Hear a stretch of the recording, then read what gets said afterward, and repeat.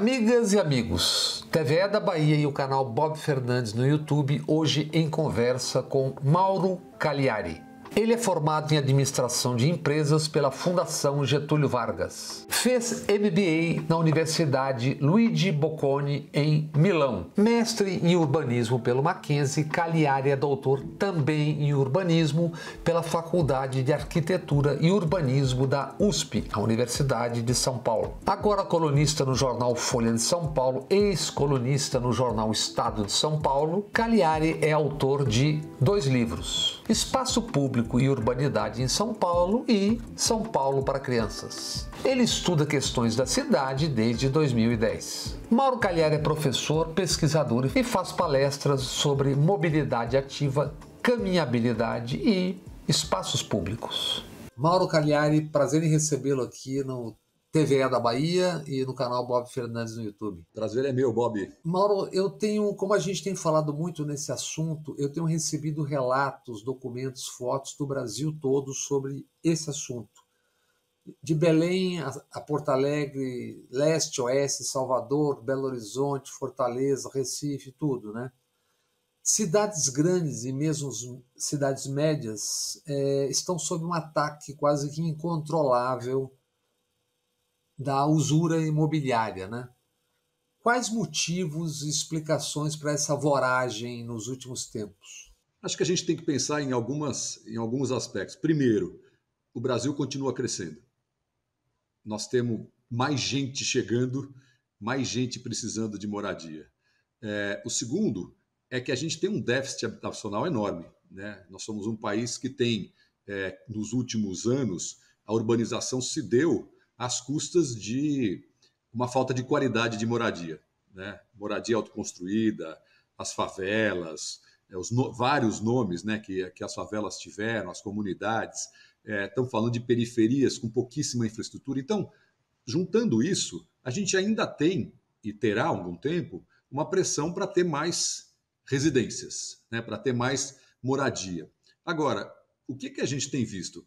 Que essa qualidade, né, o jeito que a gente está escolhendo para fazer as moradias, ele está sofrendo, eu acho, uma pressão completamente desmedida, né, das forças de mercado e que tem levado as soluções para um caminho que eu acho talvez não só equivocado, mas pouco discutido. A verticalização a qualquer custo, ela não necessariamente aumenta a densidade do jeito como a gente gostaria, e ela também não necessariamente atende a essa demanda por melhoria de qualidade de habitação. E, finalmente, se a gente junta o modelo de verticalização, a gente vê que os prédios que estão sendo construídos, muitas vezes, eles são prédios descolados da cidade, são prédios que se fecham para a cidade, ou com grades, guaritas, garagens, né? Então, eles não criam nenhuma urbanidade para quem está embaixo. Juntando isso, muitas vezes a gente vê um aumento da densidade construída sem um aumento proporcional da densidade populacional, que é o que deveria estar sendo discutido. Então, no fundo, a gente está vendo hoje uma pressão completamente desigual para uma verticalização que tem, no fundo, né, uma questão de especulação, né, um investimento imobiliário. Ele é um investimento importante quando você tem uma desindustrialização no país, e esse investimento imobiliário não está trabalhando em prol de uma cidade melhor, infelizmente.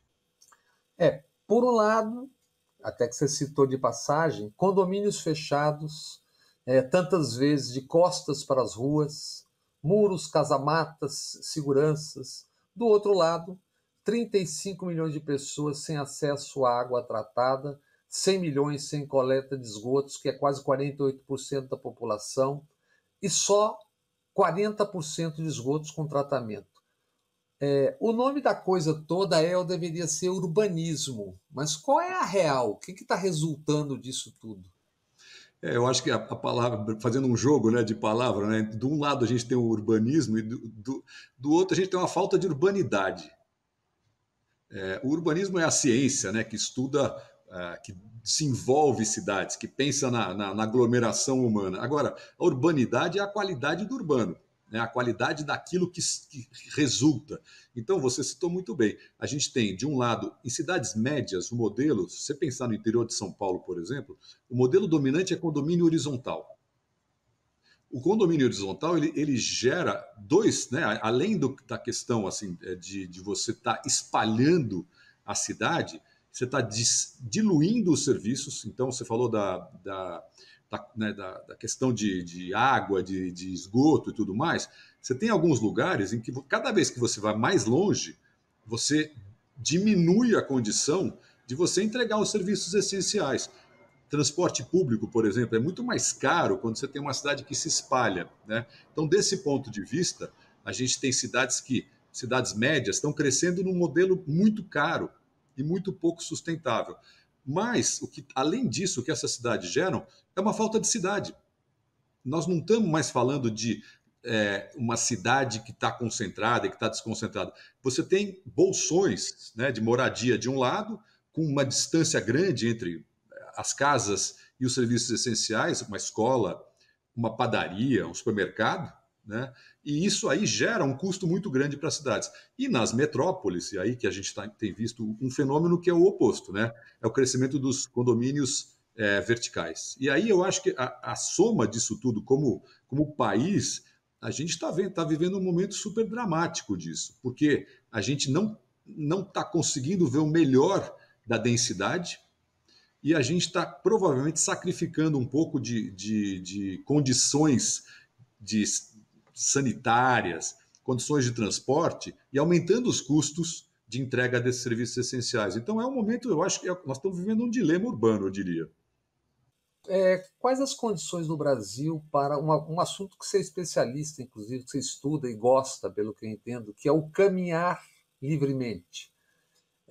E aí, não só por conta da violência, como também do medo da violência, que é uma outra questão. Agora, posto à parte a violência, eu estou me lembrando, por exemplo, das tais calçadas, ou a existência de calçadas.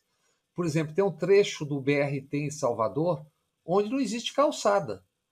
E antes do metrô, porque agora tem uma passarela, acho que eram 16 quilômetros entre um shopping chamado Salvador e o aeroporto, que ou a pessoa andava pelo meio do gramado ou não andava. É só automóvel. Isso. Então, quais são as condições? Como é que isso, de uma maneira geral, está se dando no país? O andar, ele é a expressão mais orgânica de morar em cidade. As crianças vão para a escola a pé, as pessoas que, né, tomam conta da casa vão fazer compras, alguém vai até um transporte público. A ligação da casa com o transporte público, ela se dá através do andar. Normalmente é o que acontece.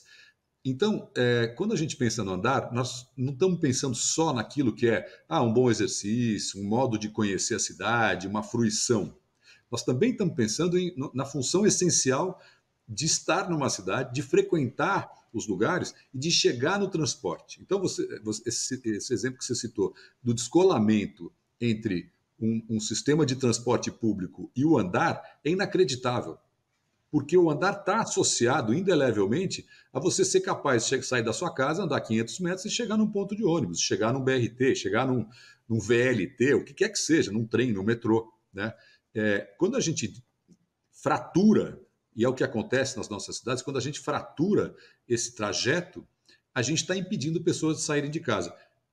Lembrando que 8% da população brasileira tem algum tipo de deficiência. Então, são pessoas que, além da dificuldade que a gente já tem com duas pernas funcionando, de entrar num buraco, de bater a cabeça num galho, de, às vezes, até não ter calçada, essas pessoas não conseguem, muitas vezes, sair da porta de casa. Então, são pessoas que estão deixando de fruir a cidade. Eu acho que essa é quase que uma doença que a gente tem, e isso tem uma razão histórica, né, Bob? A gente ficou décadas vendo o predomínio do automóvel. Então, quem tem o carro tem o acesso à cidade, quem não tem depende de um transporte muito irregular. E o nosso transporte ainda é irregular quando a gente pensa nisso. E o transporte não existe sem o a pé, sem o andar a pé. Então, a caminhabilidade, que é a palavrinha que define toda essa condição de andar, ela é muito ruim no Brasil. Ela é incomparavelmente pior do que qualquer cidade desenvolvida, e muitas vezes até em cidades pobres, né, pobres como as nossas, que acabam tendo um pouco mais de caminhabilidade porque elas investem em coisas básicas, né, infraestrutura de calçada, travessia, velocidade dos carros, fiscalização, esse tipo de coisa.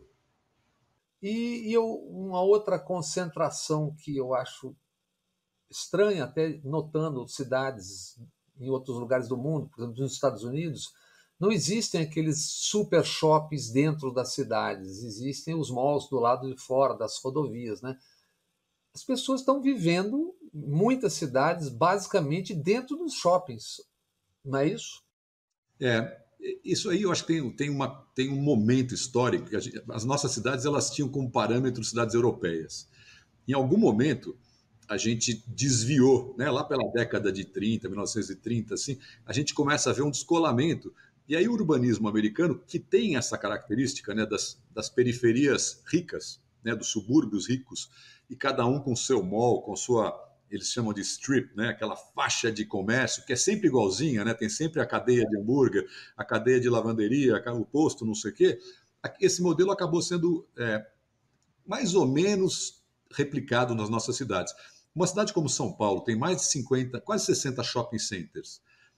O shopping, eu não tenho nada contra o shopping. Não, mas só interrompendo, mas só porque na Paulista, por exemplo, na região da Paulista, são 3 ou 4.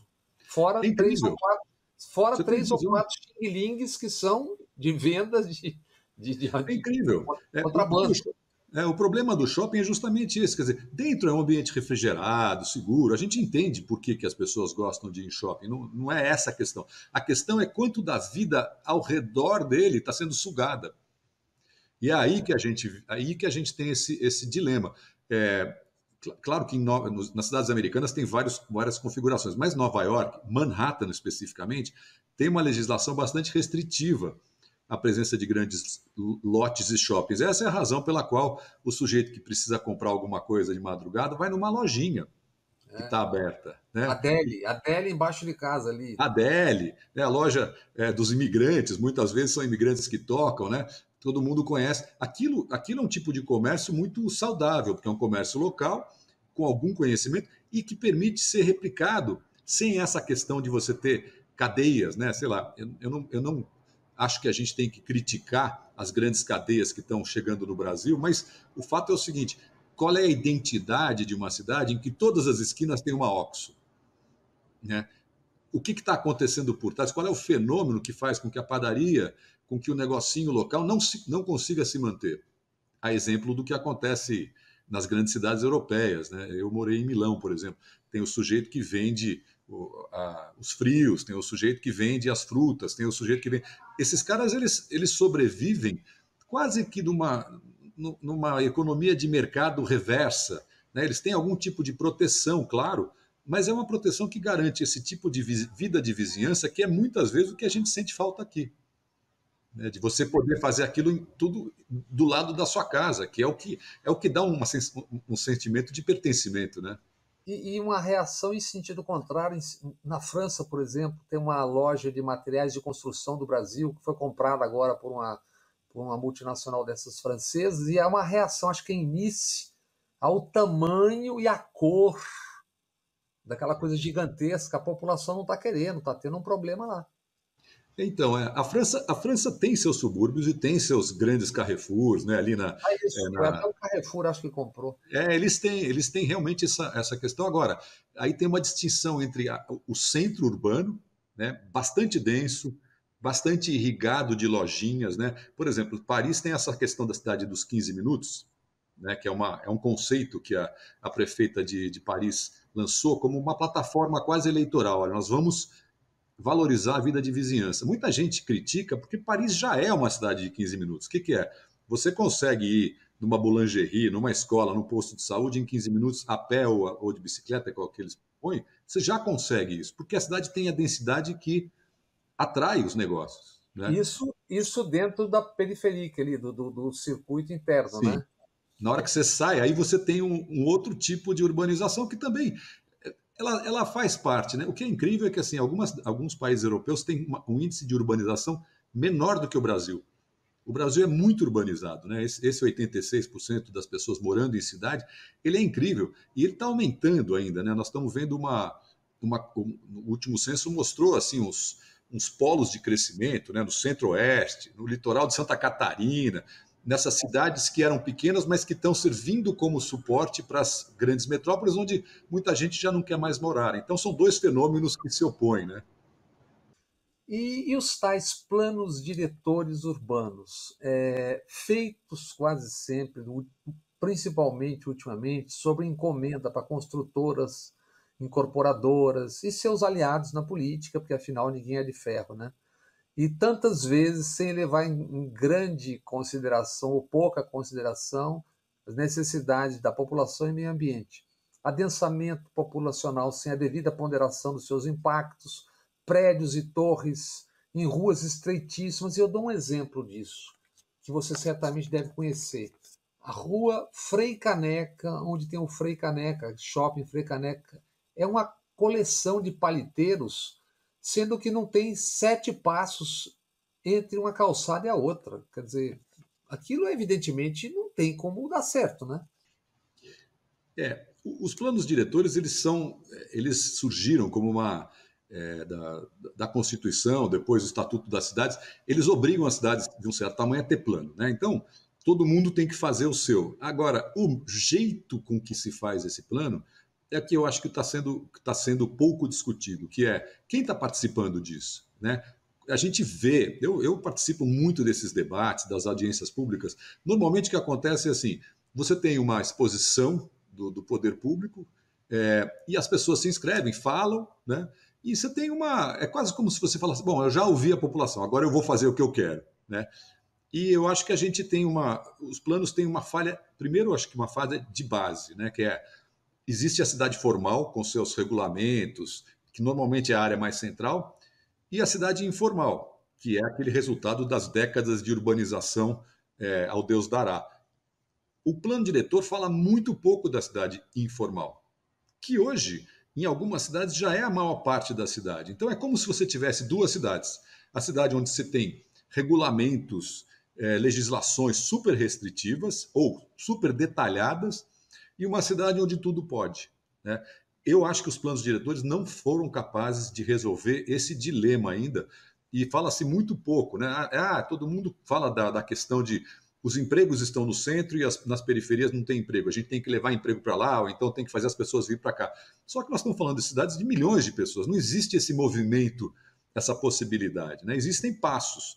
E o que a gente está vendo é assim, e aí vai diretamente nessa sua impressão, né, da Frei Caneca e de várias outras ruas, que são vetores de crescimento que, ao você induzir o mercado, falar assim: legal, aqui eu permito que se construa, você não está deixando, não está dando parâmetros para que esse tipo de urbanização seja boa para a rua. O tal do paliteiro em si, qual é o problema dele? Você tem áreas que teoricamente são agradáveis ali em volta, tal, as pessoas que moram têm suas áreas de lazer, mas para a cidade você normalmente tem um muro em volta, né? Então, aquilo que é a vida urbana, vamos sair de casa a pé, a segurança tem tudo a ver com isso. A gente está gerando lugares inseguros, apesar de ter muita gente morando. Esse é um paradoxo inacreditável, né? A gente tem aglomerações onde as pessoas têm medo de sair de casa. Se todos estivessem saindo de casa ao mesmo momento, a gente estaria tranquilo, porque a gente se sente seguro. É uma observação que eu faço sempre, por exemplo, em Salvador, as pessoas com muito medo nas ruas, tal. A Vitória, que é um lugar de altíssimo poder aquisitivo, 9 horas da noite não tem uma mosca voando.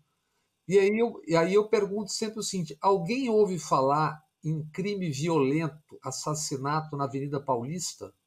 Não, porque tem muita gente andando sempre, o que obriga a polícia, inclusive, a estar lá, né? Eu não vejo, é roubo de celular, corrente e tal, mas não tem violência, porque tem gente. Essa história. Então, a condição número um, né, para ter segurança é justamente ter gente na rua. E para ter gente na rua, o que precisa? Você precisa ter usos combinados ao longo do dia. Então, se você tem um lugar que tem crianças chegando na escola de manhã, moradores saindo para passear com o cachorro de tarde e gente indo num cinema à noite, você tem teoricamente gente, né, ao longo do dia, ou alguém que trabalha no escritório. Essa combinação que é o clássico de geração de usos combinados, que gera gente na rua e que gera segurança. Agora, em alguns lugares, e a Vitória certamente é uma dessas, ou o Morumbi aqui em São Paulo, o que você tem? Só residências. E ao você ter só residências, e fechadas, e muitas vezes, né, as pessoas ficam com medo, você não tem aquela combinação que faz com que você tenha um trajeto, pessoas diferentes andando, de modo que você pudesse sair na rua sem tanto medo. O Brasil, a questão da violência, ela é um fato, não dá para a gente negar. Mas existem lugares onde tem pessoas interessadas em sair, e você vê isso aí muito assim, 6 da tarde. É muito comum a gente ver o horário, não sei porquê, mas é a hora que o pessoal passeia com o cachorro. Né? Todo mundo desce com o cachorro. De repente, você tem quase uma sociabilidade ali durante uma certa meia hora, uma hora, no final da tarde, que de repente se esvai. É quase se a gente tivesse isso ao longo do dia, né, com vários usos diferentes, aí sim você está garantindo esse momento de segurança, de urbanidade. Né? Você está falando de 6 da tarde, tem uns certos amigos que, em relação a Salvador e a região da Barra ali e tal, eles dizem 6 da tarde, a Bahia acende. Que delícia, né? Tem alguns bairros que são assim, né? Você vai para o Leblon, no Rio de Janeiro, aí você tem ali a demonstração prática do uso do bairro ao longo do dia, né? E que dá realmente essa acendida às 6 da tarde, mas que funciona durante o dia inteiro. E aí tem a coisa da praia, muito importante, né? Impressionante como a praia ela gera uma dinâmica de uso de espaço público que a gente não vê em outros lugares, né? A orla, né, de um modo geral, Porto Alegre, lugares que têm algum tipo de orla que estimulam isso, a gente vê o resultado na hora, né? Você falou de passagem ali sobre conselhos e audiências públicas, né? Eu, eu não entendo o descompasso, porque toda vez que há protestos em relação a construções exageradas, teve uma audiência, tem audiência, mas no que resultam esses conselhos e essas audiências na prática? Os conselhos eles são entidades que teoricamente existem para dar voz aos 3 setores, né? O setor público, o setor privado e o setor da sociedade civil. Normalmente são voluntários. As cidades têm milhares de conselhos. São Paulo tem quase 60 conselhos diferentes. Eu faço parte de alguns. É sempre um trabalho voluntário que consome bastante tempo e tem algum tipo de benefício. Eu sinto, por exemplo, tem um conselho de transporte, né? Na hora que eu estou lá falando sobre pedestres e tal, eu acho que tem uma razão, tem um momento em que você pode cobrar coisas da prefeitura, você pode lembrar e você pode dar ideias e cobrar dados. Então, existe uma razão para esses conselhos existirem. E eu acho que a frustração muitas vezes acontece porque eu acho que o poder público, muitas vezes, simplesmente tenta cumprir a legislação, vai lá, faz as reuniões, mas não se beneficia daquilo que poderia advir de uma boa reunião, que são opiniões diferentes. Ninguém gosta de ter opiniões diferentes, né? Então, a pessoa tenta sair de lá e falar, oba, acabou agora o conselho, agora eu posso tentar fazer o que eu quero. Existem alguns lugares, Bob, em que assim discute-se especificamente essa questão do plano diretor, no Conselho de Política Urbana, por exemplo. E o que a gente vê é uma insatisfação muito grande das pessoas com o que é apresentado. Muitas vezes os dados que dão base para as decisões não são discutidos. No caso do plano diretor, eu acho que faltou uma etapa dramática que deveria ser obrigatória, que são os planos de bairro discutidos em cada região, porque estes sim são as pessoas que estão sabendo se o prédio tal faz sombra na praia de manhã ou não, né? São essas pessoas que vivem a vida ali. E eu acho que é uma tristeza que tenha sido pulada essa. Eu sempre falo a mesma coisa, assim, o plano diretor, o passo que se dá até o zoneamento, tem um passo que faltou, que é o plano de bairro. O plano de bairro faltou e falta em qualquer lugar. A gente vê, é a parte que o de baixo para cima não consegue se manifestar. E é uma pena que seja assim, porque você poderia discutir, né, os problemas dos bairros, que fica completamente soterrado quando a gente discute a cidade inteira. São Paulo, por exemplo, entre o plano diretor pensado para adensar perto dos grandes modais de transporte público e tal, e o que aconteceu depois, pelo que eu soube, levou o ministro da Fazenda, Haddad, a ligar para o governador de São Paulo quando estava chegando naquela distância de 900 metros entre o metrô e o adensamento permitido, para dizer, olha, vocês vão arrebentar São Paulo. O combinado era 400, que a pessoa ainda vai a pé até o metrô. 900 não vai dar. E chegou a 700, mas agora estão invadindo os bairros também. Se não me engano, é o que está se passando, não é isso? É exatamente isso. O plano previa, e ele foi, nesse ponto de vista, bem sucedido, previa que você pode construir prédios mais altos à medida em que você está mais perto dos eixos de transporte e nas estações de metrô. É exatamente o que a gente vê, você vê isso na prática em Curitiba. Se você sobrevoa Curitiba, você vê direitinho, a linha, né, a canaleta do ônibus, naquele quarteirão tem prédios bem altos, no quarteirão seguinte tem prédios médios, no outro menores e no outro é casas. Né? Então você tem a concretização do plano diretor. Aqui começou a acontecer isso, o plano diretor é razoavelmente recente, mas a ideia que foi completamente desfigurada pela Câmara dos Vereadores é quase que falar assim, bom, agora a gente pode construir prédios altos em qualquer lugar, o que é uma besteira do ponto de vista econômico, porque você está desincentivando a cidade a usar os eixos de transporte. Então, é claro que isso aqui vai jogar contra a cidade no médio prazo e no longo prazo também. Além do que, os benefícios que você dá para as construtoras de construírem prédios mais altos, se você estende para a cidade inteira, é como se você falasse: bom, agora eu só vou pegar esse dinheiro, só que ele não está sendo reinvestido naquilo que interessa, que é a vida no nível do térreo. Né? E aí vale a pena a gente pensar nas grandes cidades brasileiras, que são as mais verticais, que é Balneário Camboriú, Santos e São Caetano do Sul. Né? O que aconteceu com essas cidades, que são as únicas três que têm mais que 50% da população morando em prédios? E o que aconteceu? Olha, eu acho que assim, a gente tem três visões ali e nenhuma é bem sucedida. Eu diria que Santos teve um crescimento mais orgânico, a verticalização de Santos ela é mais antiga. Tem alguns pedaços que eu acho que a cidade funciona maravilhosamente bem, da orla, né, com aquele jardim que é inacreditável, os canais que dão um bom respiro. E aí, quando você vai indo à medida do centro, você vai perdendo um pouco de qualidade, calçadas menores, tal. Mas Santos ainda consegue ter uma vida no térreo muito poderosa, é muito vital, inclusive pelas galerias que eles têm entre é uma característica, né, da urbanização lá, essas galerias que permitem você cortar os quarteirões ao meio por dentro. Muito bom isso aí.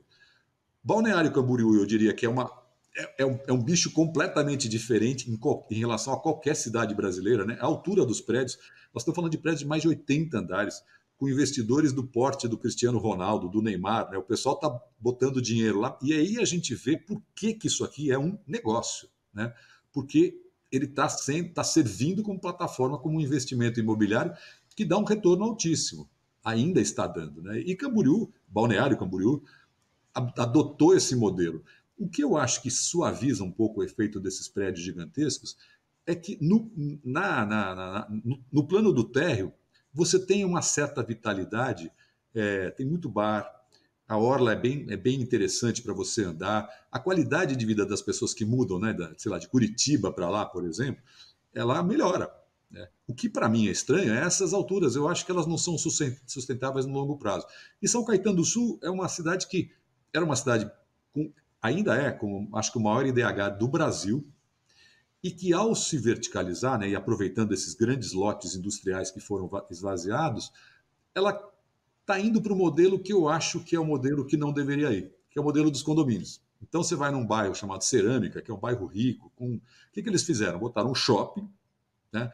Os prédios em volta, todos cercados. Não é feio, as calçadas estão lá, tem árvore e tal, mas é um modelo de cidade que não está se abrindo e que nem mantém um pouco da tradição dessa cidade, que é uma cidade bastante, sei lá, de vida na rua. Né? Então eu acho que assim, essas três cidades mostram, as únicas três cidades com mais de 50% das pessoas morando em prédios, mostram mais desafios do que oportunidades. Né? Acho que tem poucas coisas ali que você fala assim, nossa, isso aqui a gente podia replicar. Talvez o modelo de Santos pudesse ser replicado, mas ele também é de outra época. Né? O que está faltando em todas elas é térreo, é calçada, é espaço público, né? É o planejamento de baixo para cima, não só o prédio, e aí o que sobrar, sobrou. Voltando a esse assunto, em Salvador, por exemplo, o plano já teve vários nomes, os planos, agora chama-se PDDU. Tá? Quando a escancaração se torna evidente, eles mudam o nome de plano. Isso no Brasil inteiro, né? as nomenclaturas vão sendo modificadas, começa a pegar mal, você muda o nome. E quase isso numa época de aquecimento global, que é uma outra questão que está envolvida nisso tudo, né? E prefeitura e Câmara, por exemplo, agora às vésperas da eleição, desafetaram 44 áreas, sendo 14 ou 15 áreas verdes. Uma cidade que o concreto já está tomando conta, né? Eu pergunto, você como urbanista, como é que você vê esse paradoxo? Porque o Brasil pretende investir na coisa do hidrogênio verde, que é uma oportunidade de reindustrializar-se, 3 trilhões e 800 bilhões. Mas só que, ao mesmo tempo, as cidades estão aceleradamente se carbonizando, muito rapidamente, cada vez mais. Como resolver isso? Existem alguns autores que falam o seguinte: a cidade é a solução para garantir que a humanidade emita menos dióxido de carbono, né? Nós estamos falando que o que está por trás disso? Se eu tenho 8 bilhões de pessoas, 10 bilhões de pessoas morando no mundo e elas estão espalhadas, a energia para esse mundo funcionar vai ser muito maior. Se elas estão juntas, numa aglomeração ou em várias aglomerações, a energia gasta para o funcionamento, né, dessa humanidade vai ser menor. A base é densidade, a base é deslocamentos menores. Quando eu tenho a possibilidade de ir até a farmácia e comprar um negócio e voltar a pé, eu tô reduzindo infinitamente a minha emissão. Desde que as torres não tenham 40 andares, ou seja, no mínimo 80 ou 120 aparelhos de ar-condicionado, etc, etc. Não é isso? Perfeito, é isso mesmo. Então, legal, esse princípio de vamos todos morar juntos, ele vai funcionar durante um tempo. Agora, onde está a disfunção e onde que eu acho que está a completa falta de sustentabilidade? Na verticalização, na altura exagerada, na configuração, como a gente já falou em relação à rua, mas também no desrespeito aos espaços públicos e aos espaços verdes. E aí que é um dos grandes desafios que a gente está falando. Na hora que você tem uma prefeitura como a de Salvador, que está disposta a falar, vou abrir mão de áreas verdes para permitir ou a duplicação de terrenos, para aumentar, né? Porque o IPTU, onde você tem 3 casas à beira-mar, é um lugar chamado Buracão, Rio Vermelho, você vai ter 3 prédios, 40, 50 IPTUs em vez de 3. Quer dizer, essa lógica é uma lógica terrível, né?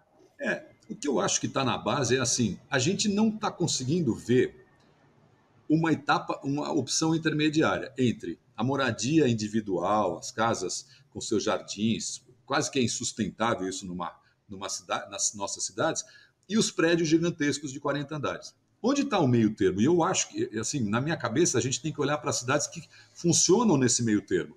Basta ir até a cidade mais falada do mundo, Paris. Nós estamos falando de 6 a 8 andares. A vida no térreo funciona, porque todos os prédios têm uso misto, e as pessoas se circulam em transporte público, ou a pé. Barcelona, Melbourne, Copenhague, Melbourne é uma cidade interessante, porque a Austrália ela tem um modelo meio disperso, mas eles estão conseguindo aumentar a densidade não com prédios de 40 andares, com prédios de 4. Então, eu acho que a troca é essa que a gente tem que pensar. Como, sei lá, você tem em São Paulo bairros jardins, são bairros unifamiliares e tal. As pessoas são muito contra você mudar esse zoneamento. Por quê? Porque você sabe que vai ser um desastre, você vai começar a conviver com um prédio de 40 andares do seu lado. Mas quem sabe você consegue mudar a própria legislação, onde você tem uma casa hoje razoavelmente vazia, que funcionava em outras épocas com pessoas, né, com famílias grandes, e hoje não existem mais essas famílias. Por que não fazer com que uma casa que acomodava uma família possa acomodar 4 ou 2? Você já dobra ou quadruplica a densidade, sem mexer na morfologia. Você está falando de uma casa de 2, 3 andares, né? Esse tipo de coisa que eu acho que está faltando. Não é possível que o mercado imobiliário brasileiro não consiga ver aí formas de ganhar dinheiro também, justas, né? E eu acho que aí o poder público está indo, assim, do 0 ao 80 sem passar pela metade. É incrível isso. E eu estou falando de Salvador, citando Salvador, São Paulo, mas Salvador porque é um caso especial, não apenas porque a gente está aqui também na TVE da Bahia, mas é porque está havendo lentamente uma tomada de consciência de partes da população. E por que não existe essa consciência? E aí diz respeito ao país todo. Porque muitas vezes os grupos de comunicação dominantes são ligados às incorporadoras e a grupos políticos. Então você tem um silenciamento da questão e do debate. Então, o debate está se dando agora porque as pessoas começaram a perceber que, opa, Eu acho que o debate está aquecido. Agora, o que está acontecendo é que tem uma obstrução nos canais de tomada de decisão. E aí ele vai diretamente na relação entre o executivo e o legislativo. E vamos pensar, quem é que são as pessoas que estão na Câmara? Elas são pessoas eleitas. Então, teoricamente, os vereadores deveriam ser as pessoas que mais estão representando. Agora, eu acho que aí a gente tem uma disfunção, Bob, que não dá para não falar. A gente não tem voto distrital. Se a gente tivesse voto distrital para as câmaras, né, para as câmaras de vereadores nas cidades, a gente teria obrigatoriamente uma representação regional, que a gente não tem hoje. Então, o que a gente tem hoje? Uma concorrência completamente desmedida entre alguém que tem um curral eleitoral não sei aonde, o outro que tem o apoio, e a gente nem está falando ainda de apoios ilícitos, que já existem, né, do tráfico e tal. Então, eu acho que o voto distrital é um dos instrumentos que poderia ajudar a gente a ter pelo menos uma coisa de accountability, né? De responsabilização. Quem é que é o meu representante neste distrito? Ah, beleza, é o fulano. Como é que você votou em relação ao zoneamento? O que você fez em relação à área que o prefeito falou que eu vou, né, vai deixar vai desafetar? Né? Vai desafetar. Qual é a sua posição? A gente teria uma coisa muito mais fácil de personalizar. Eu sinto que o canal que está mais travado é o legislativo, infelizmente. E eu acho que isso aí só conseguiria ser transformado. Eu não consigo ver outro jeito hoje com uma mudança no sistema de eleger essas pessoas. Porque basta, digamos, agradar a uma porção da Câmara e agradar ao Executivo e a coisa anda. É isso? É isso mesmo. E o Executivo tem poucos incentivos para ir contra esse sistema. Né? Porque assim, a passagem dessas pessoas é muito rápida. A gente vê, eu acompanho muito o caso aqui em São Paulo. São Paulo teve 8 secretários de transporte em 2 mandatos. Assim, é impossível você ter alguma continuidade. Então, dificilmente alguém vai estar disposto a ir brigar por isso, né? Brigar por uma posição que tenha uma visão de longo prazo. É mais fácil a pessoa ir com outras intenções do que essa bela intenção que você está se referindo. Pois é, a gente tem que pensar que assim, existem pessoas que têm, né, que visam o bem público, é claro que existem, eu acompanho, e nas estruturas das prefeituras tem um nível intermediário de funcionários que são técnicos, que são pessoas super sérias, muitas vezes muito bem preparadas. Agora, ninguém vai se mexer se você não tiver uma liderança que pelo menos fale, ó, vale a pena você se mexer, tem um benefício, né? A gente tá junto nessa, eu te seguro. É muito raro você ver líderes desse calibre, né? Se a máquina está moendo, ninguém vai entrar na engrenagem para ser moído, né? Qual é a saída para esse problema que agora a gente vai colocar? O censo constatou que há 11 milhões de domicílios vazios e 6 milhões de pessoas sem casa no Brasil. Eu achava até que fosse mais do que isso. Na cidade de São Paulo, os imóveis desocupados representam 12 vezes a população sem teto. E tivemos a pandemia, que aumentou barbaramente as populações de rua. Como equacionar isso num médio prazo, ao menos? Existe uma cláusula, né, no Estatuto das Cidades que é a função social da propriedade. Né? A propriedade tem que se destinar a alguma coisa. Então, teoricamente, imóveis vazios, eles não cumprem essa função. Teoricamente também, o que a prefeitura poderia... Existe um instrumento, a prefeitura tem que comunicar o proprietário do imóvel, falar, este imóvel está vazio, muitas vezes é herdeiros, famílias que não conversam, às vezes é alguém que apenas está especulando, às vezes é um problema legal, às vezes a pessoa não consegue pagar o IPTU. O fato é o seguinte, parte desses imóveis, eles seriam facilmente retomados pelo Estado, né? Ou você desapropria, ou você notifica e daqui a um tempo você desapropria. Eu conheci o sistema que o pessoal hoje faz, é uma coisa tão inacreditável, é tão difícil você conseguir realmente chegar até esse final, são tantas etapas, né? E que eu acho que, assim, se você não tem uma vontade, a prefeitura, para conseguir fazer isso, teria que ter mais equipes e mais gente fazendo. São processos super burocráticos, mas tem que fazer.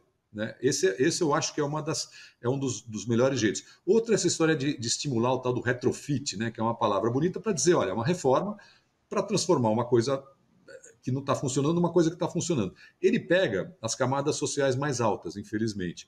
E no ponto de vista de moradia social mesmo, um instrumento que eu acho que as cidades europeias nos ensinariam facilmente é o Estado ser dono de um número X de propriedades, né? Confiscar essas propriedades, inclusive a gente vê, né, o governo federal, o estadual e o municipal juntos, eles são donos de dezenas, de milhares de imóveis por aí.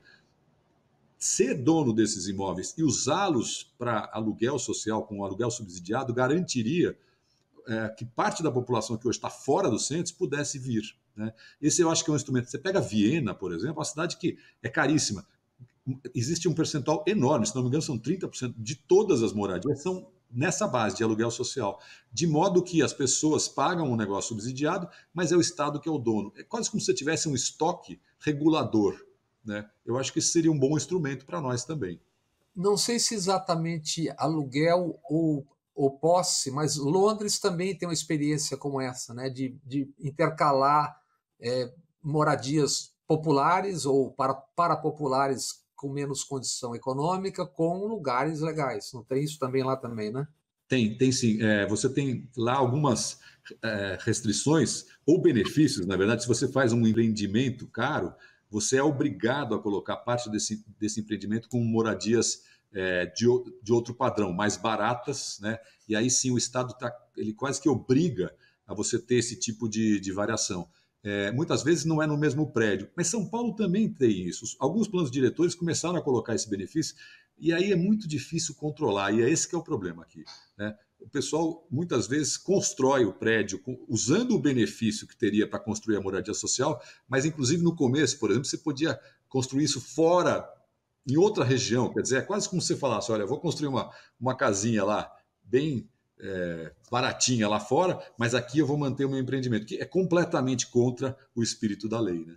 Um outro tema. Falta coordenação entre municípios vizinhos em projetos de integração, etc. Se eu não me engano, você também já escreveu sobre isso, né? Olha, a gente tem no Brasil uma instituição chamada região metropolitana.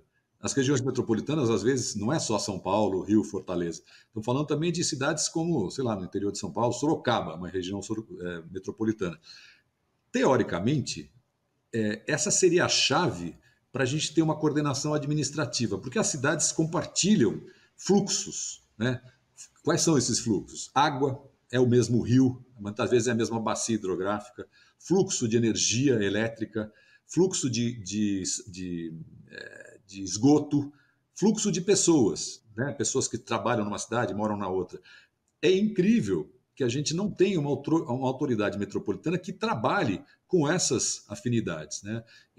Claro que numa região metropolitana como São Paulo, por exemplo, a coordenação deveria ser do município maior e muito maior que todos os outros. Mas, mesmo assim, você está falando de coisas básicas. Né? Qual é a tarifa que o sujeito paga para sair de Osasco e vir para São Paulo? Muitas vezes esse bilhete único, né, esse tipo de facilidade de pagamento não existe. Então, nós estamos falando, às vezes, de coisas de baixa tecnologia que simplesmente precisavam ser coordenadas. Eu acho que falta muito essa instituição. A gente, às vezes, vê consórcios. Cidades pequenas ou médias, elas se juntam em consórcios. Mas as cidades grandes, né, e essas grandes regiões metropolitanas, muitas vezes o que a gente vê é simplesmente uma não conversa, né? Uma prefeitura que faz uma mudança no sistema de transporte sem falar com a outra. Bom, em São Paulo isso aconteceu de tal modo que, quando fizeram aquelas canaletas de ônibus que tinha a porta do outro lado, teve municípios que mandavam, né, o ônibus metropolitano chegava em São Paulo e não conseguia parar no ponto, porque o ponto estava do lado errado em relação à porta. Quer dizer, são exemplos anedóticos, mas que mostram uma tristeza, né, uma falta de coordenação tremenda entre os entes administrativos. Né? Nós estamos aqui falando de prefeituras, municípios, câmaras, etc. Agora, nesse debate todo, não parece que está havendo uma ausência de ministérios da cidade, meio ambiente e cultura? Porque Concordo. a lei do uso do solo, por exemplo, diz respeito ou está alocada no Ministério das Cidades.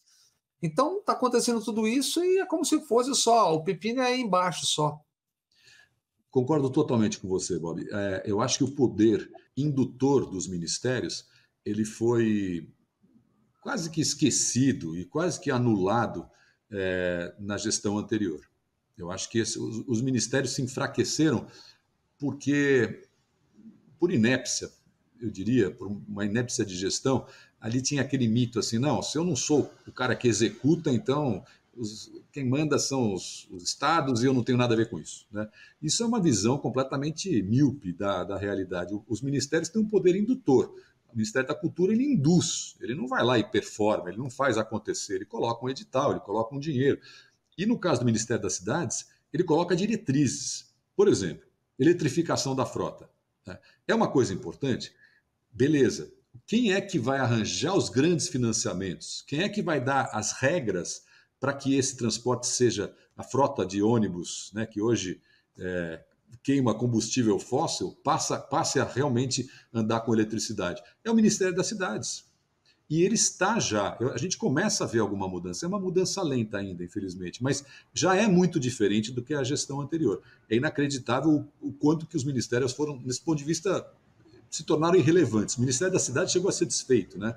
E agora esse papel, eu acho que ele tem o poder de indução, principalmente através de diretrizes e financiamentos. E o Ministério do Meio Ambiente, eu acho que assim ainda está se preocupando muito e com razão, né, com o cenário rural brasileiro, a selva, os biomas, né, o cerrado. Do ponto de vista urbano, eu acho que ainda está devendo, sim. Eu acho que a gente tem poucas diretrizes para a preservação de espaços verdes, para até falando de coisas pequenas, jardins de chuva, hortas. Né? Qual é o papel, qual seria o papel desses elementos nas mudanças climáticas? Está muito pequena ainda a participação e eu espero que ela aumente bastante. Qual a sua opinião sobre os BRTs? Não do ponto de vista ideal, mas eu digo na aplicação que se tem feito e de que forma se está acontecendo em cidades do Brasil. Cito novamente como exemplo Salvador. Olha, eu acho que a solução de transporte público parece que tem um consenso que ela passa por algum tipo de prioridade. Né? Se você tem uma via com 3 faixas e você não tem prioridade para um ônibus, ele vai acabar preso num congestionamento que é injusto, porque tem 60 pessoas de pé lá dentro e às vezes você tem 60 carros cercando essas pessoas e aí você deveria falar assim, não, legal, eu realmente quero forçar a migração, eu vou dificultar a vida de quem tem carro ou pelo menos eu vou facilitar a vida de quem está indo no transporte público. Então, as soluções, o VLT, o BRT, né, que são priorizações para o transporte público, elas são super bem-vindas. Né? O exemplo de Belo Horizonte fez uma coisa recentemente, e de Curitiba. Né? Curitiba exportou esse modelo, e ele é quase um metrô nesse ponto de vista, e ele funciona muito bem. Então, eu acho que. Desculpa, mas no caso, sem vias elevadas de concreto que interferem, Aí que uma está. espécie de minhocões, né? Aí que está. Essa solução de você priorizar, né? Eu ia falar do próximo passo, que é a ideia que alguém tem, e fala assim, legal, eu quero priorizar mais ainda, eu vou fazer embaixo da terra e vira um metrô, ou eu vou fazer em cima da terra, o que vira uma excrescência urbana. E eu acho que não tem nenhum exemplo no Brasil que funcione hoje do ponto de vista urbanístico, né? Da inserção. Você faz um negócio altíssimo, que tem uma estrutura super anacrônica, você tem que subir aquilo ou de escada ou de elevador, tudo é caro, tudo é difícil. Você transforma a travessia num pesadelo para quem é pedestre e você não resolve, né, o problema da urbanidade. Talvez até o transporte funcione, mas ele está tão descolado da terra, eu acho que como solução urbanística, péssima. Então, o que a gente precisa? A prioridade para o transporte público, sim, mas não a ponto de você despacelar, né? Você tirar o rosto da cidade e colocar uma estrutura que daqui a pouco vai ficar sucateada, não tem dúvida. É muito difícil, a manutenção é cara, esse negócio ele se descola da cidade, ele estimula a criminalidade embaixo, ele cria várias áreas escuras, né? Vários espaços vazios que a gente não sabe ocupar. A gente não é o Japão, que tem restaurante embaixo de viaduto. Ao contrário, a gente tem um viaduto, a gente cria uma área perigosa. Então, eu acho que realmente o modo como se escolhe essa solução ele é fundamental. E um dos parâmetros, falamos dos ministérios, né, que poderiam existir, é justamente, olha, quais são as soluções que podem funcionar sem ter que apelar para soluções mirabolantes como essas. São muito boas para campanhas eleitorais. Assim, a gente entende a sedução de uma obra. Eu quero fazer uma obra. Agora, você falou do Minhocão. O Minhocão, ele é uma excrescência porque ao longo dos seus 3,5 km em São Paulo, para quem não conhece, né, um enorme viaduto de concreto construído em 71, ele leva carros para lá e para cá. É verdade. Só que a que custo? Ao custo de destruir o centro da cidade. Quer dizer, não houve nenhum pudor em passar uma estrutura tão pesada, tão gigantesca, num lugar onde as pessoas andavam a pé, onde tinha praça, onde tinha bulevares. Hoje não tem nada disso. Né? Claro que tem uma transformação, mas o Minhocão é, em grande parte, o responsável por isso, porque você cria uma sombra sobre a cidade que não é resolvível. Os negócios vão minguando ao longo, né, dessa sombra, e o que a gente vê hoje é assim, tem um parque em cima, mas esse parque não está compensando o estrago que é feito embaixo. Você é um crítico da transformação de cidades em lugares de passagem e não de permanência. Nos fale um pouco sobre isso. Eu acho que um dos elementos da cidade que tornam a cidade uma coisa interessante, uma experiência importante, quase que essencial na nossa vida, é a possibilidade do encontro. Claro que tem o conflito, né? O conflito cotidiano da gente encontrar pessoas, disputar o mesmo espaço, entrar numa fila, né? Ter que pegar o mesmo metrô, mas o encontro é o que compensa tudo isso. O que é o encontro? É você poder estar num lugar e, sem querer, encontrar alguém que te faz uma pergunta, encontrar um vizinho, é estar num lugar onde crianças possam estar andando juntas, né, até a sua escola e que não tenham medo de ficar na praça em frente. Então, nós estamos falando dos espaços públicos. Os espaços públicos são a solução para essa, né, são a cola da cidade. E se a nossa cola hoje está esgarçada, é aqui que está a base do nosso conflito com a cidade. Na hora que a gente começa a criticar a cidade, a gente está criticando a maior invenção humana. Por quê? Porque ela não está funcionando, mas não é que ela não funciona no mundo. Ela não está funcionando um pouco no nosso ambiente. A gente está transformando esse encontro, a possibilidade de você ir numa feira, comer um pastel, né, de comprar a carne do almoço e encontrar alguém. Mesmo que você não conheça ninguém, mas que você passeie por um lugar onde as pessoas, né, estão à vontade, essa é a base da experiência urbana e a base da experiência humana. Então, realmente eu acho que a gente está vivendo um momento difícil. Os espaços de permanência são esses espaços que resolvem isso. Uma calçada não é apenas um jeito de você chegar de A a B. Ela é um lugar que eu posso sentar para tomar um sorvete. Eu deveria ser capaz de poder mandar uma mensagem no celular sem medo de ser roubado.